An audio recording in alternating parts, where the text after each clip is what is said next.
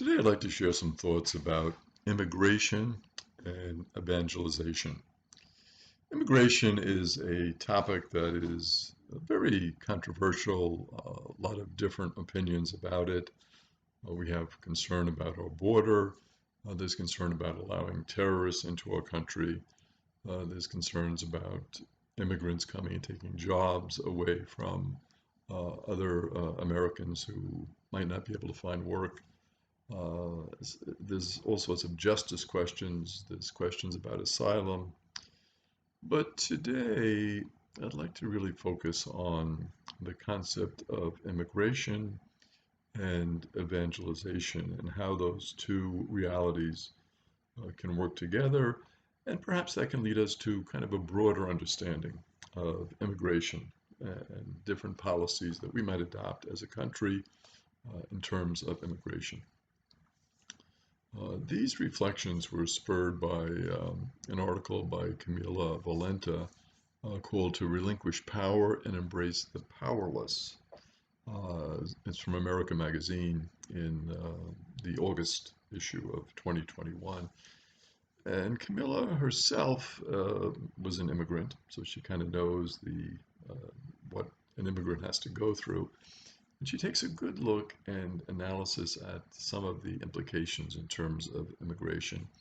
And she connects it with the idea of our faith, which is to be a faith that stands for the powerless. So many times in society, we tend to respect power and we kind of embrace power, and we're all concerned about having power and acquiring power.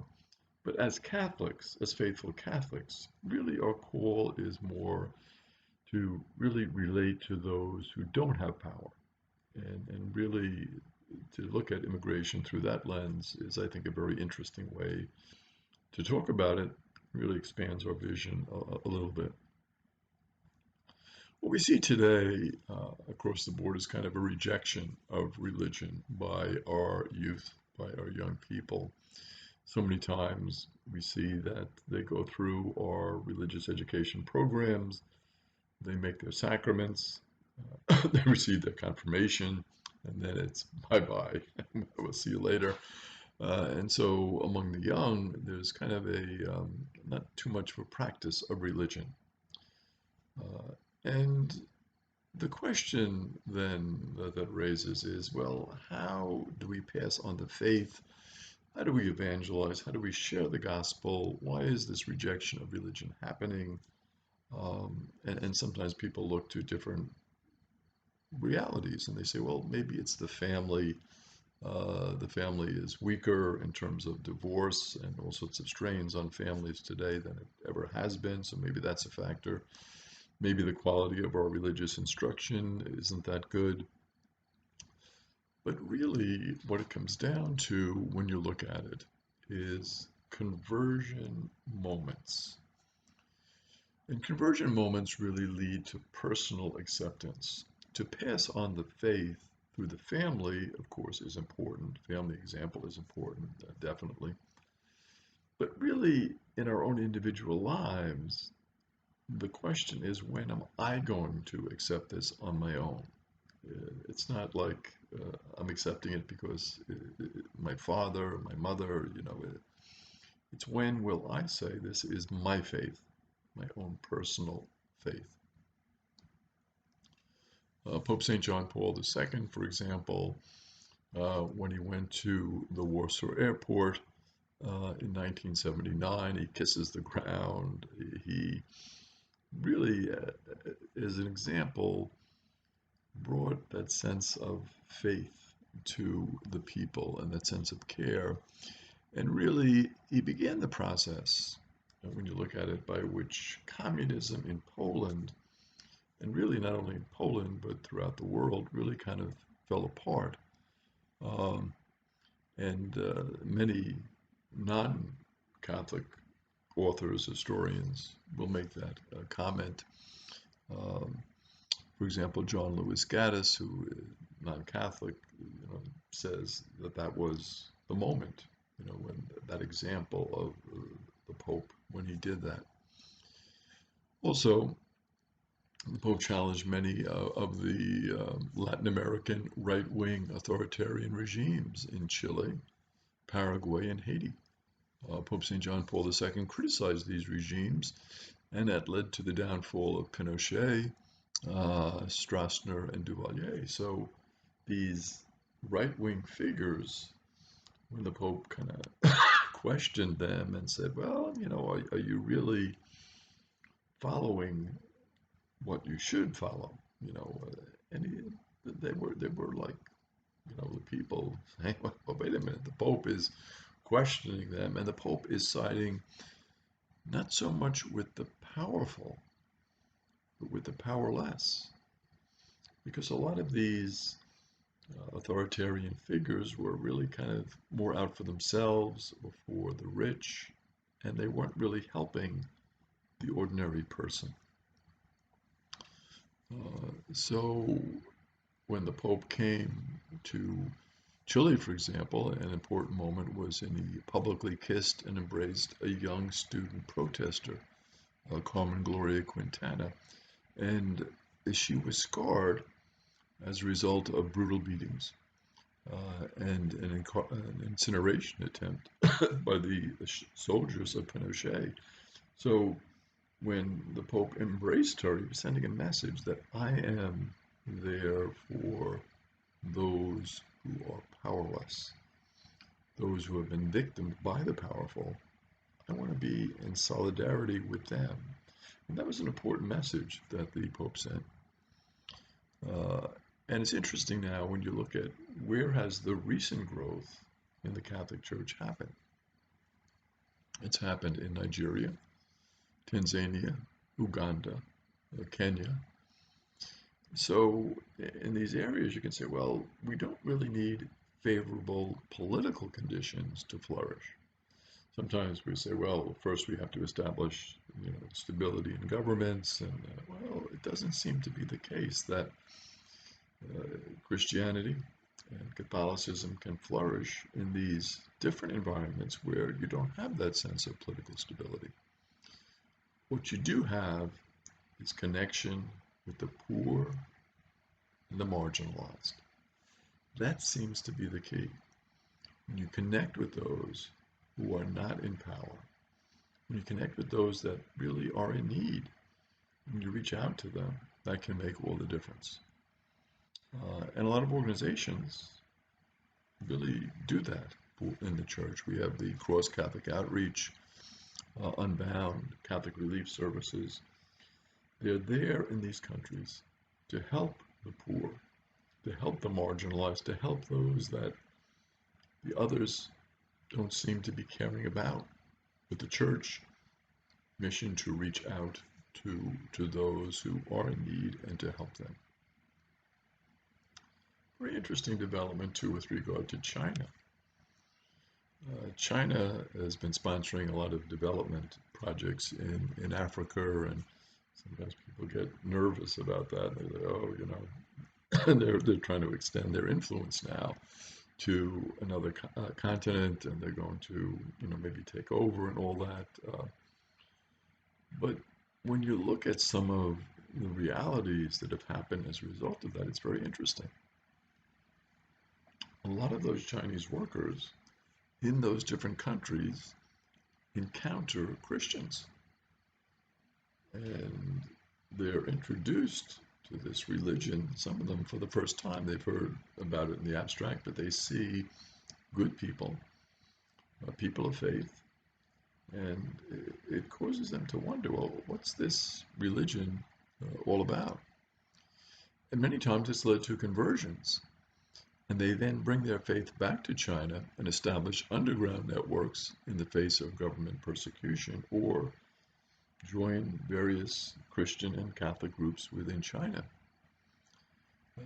The estimate is that there are between 40 to 70 million Christians in China, which already exceeds the practicing number of Christians in France and Great Britain. So when you look at that and you say, well, we know we don't think of China as a very Christian place, right? But when you look at the fact that there's more in China than in France or Great Britain, it kind of causes you to say, well, wait a minute, what's happening here in terms of evangelization, but also in terms of that contact with people in other countries. Prediction by some analysts, in 2030, China will be the largest Christian country in the world, surpassing Brazil and the United States. Astonishing when you think of that, right? That China could be the largest Christian country in the whole world. And the problem sometimes that has happened is connecting Christianity to nationalism, saying that my country is a Christian country, right? Making that connection. It can lead to extremism, and it can also miss the potential for conversions. Christianity and conversion among immigrants is a very interesting book by Darren Carlson, published in 2020. And he kind of points out some things here in terms of Christianity and the conversions that are happening. For example, a lot of times there's a tendency to want to limit the immigration of Muslims or the acceptance of Muslims into certain countries.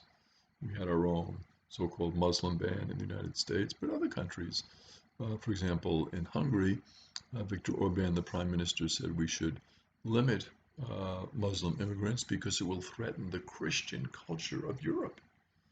They're saying, well, if we allow these Muslims in, what's going to happen to our Christianity, according to Orban? In Poland, Mateusz Morawiecki, the prime minister, said they should accept only Christian refugees because we want to re-Christianize Europe. In Italy, Matteo Salvini, the deputy prime minister, denied asylum to refugees to protect Europe's Christian heritage. So these leaders, what are they saying? They're saying, well, we've got to protect our Christianity. We can't allow these immigrants in. They're going to destroy our Christianity. Now, when you look at the evidence, what is happening? Different story. Muslim immigrants are converting to Christianity at a higher rate than native Europeans. Very interesting development, right? Many Muslims, for example, leaving Iraq and Syria, are looking for an alternative to radical Islam, and they like what they see in Christianity because they've seen the fruits of radical Islam. They've seen the destruction that radical Islam can cause. They've seen the brutality up close. And they're saying, well, is there another alternative? Is there something else? And when they come to Christian countries and they see Christianity in action, they're like, oh, this is something that I should explore for myself. For example, Bishop George Saliba of Beirut has reported baptizing 100 refugees. Very interesting, right? The directive of Pope Francis for every parish in Europe to take in one Muslim family, basically, that can be sowing the seeds for conversion in a Christian environment. So what the Pope is doing is really two things. He's saying we have to be merciful, we have to be compassionate, we have to welcome those who are seeking asylum, who are seeking refuge, who are coming from countries where there's been war and destruction, and that's important. But also in doing that, what is he saying? He's saying that, in welcoming Muslims, welcoming those of different faiths, there's an opportunity there, an opportunity for conversions, for evangelization. Not that we're forcing, obviously, conversion on anyone, but the example of our faith, the example of our love for one another, that can have definitely a profound effect. The Archbishop of Vienna received over 300 requests for adult baptism in 2016. 3/4 of those requests were from Muslim refugees. Protestant churches in Hamburg and Berlin needed municipal swimming pools for the baptisms. They were baptizing so many, They couldn't do it in the churches. They had to rent the municipal swimming pools for the baptisms. Pastor Gottfried Martins of Trinity Church in Berlin, for example, said his congregation has gone from 150 to 700 because of what? Converts from Islam. Mohammed Agatarian, who was a curate at Liverpool Cathedral, he's a convert from Islam. He was a refugee from Iran. He conducts weekly services in Farsi. Because again, there's so many who are seeking instruction, so many who want to pray with Christians. Interesting, right? The observation, I think, by Chancellor Angela Merkel is very important in terms of this. She says, Europe's problem is not too many Muslims. Europe's problem is too few Christians. And I think it's saying that. What she's saying is if we really live our faith, if we are witnesses, if we are open, if we truly have love for one another and for other people, that is going to make a big difference. Because why should we be afraid if we, have our faith and we love our faith, and we want to live our faith? That witness of faith can be very, very powerful. And what happens really is a church that is aligned with the downtrodden, church that is aligned with the poor, church that is aligned with the immigrants, makes a big difference in terms of that reality. The example of Pope Francis, right? Pope Francis follows the example of St. Francis of Assisi, who during the Fifth Crusade had a 3-day dialogue with the Sultan Al-Kamil. And again, that dialogue with St. Francis had a profound impact on the Sultan. Instead of seeing people in stereotypical terms, we got to meet someone who was a witness of faith, a man of prayer, a man of spirituality, and that impacted the Sultan very much. February in 2019, we had the first papal mass on the Arabian Peninsula. We have Pope Francis reaching out to the forgotten tribes of the Amazon, people that no one had really helped or reached out to, but people just exploited their area. They were neglected, but what did Pope Francis do? He had a special synod and reached out to them in a special way. Pope Francis as an advocate for the refugees, washing and kissing the feet of Muslim migrants, welcoming non-Christian refugees at the Vatican, criticizing the separation of families and the building of border walls, criticizing the death penalty, criticizing economic inequality. These things send messages to people, messages about the willingness of the Pope to include all. And very interestingly too, the Pope doesn't say who we should vote for, he's just talking about principles. What is the key? The key in all of this is those who practice their faith despite oppression.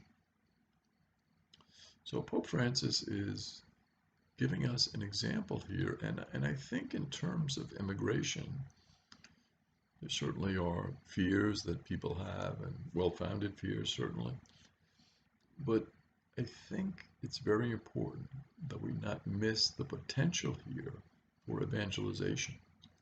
And that comes from our witness of openness, of caring for others.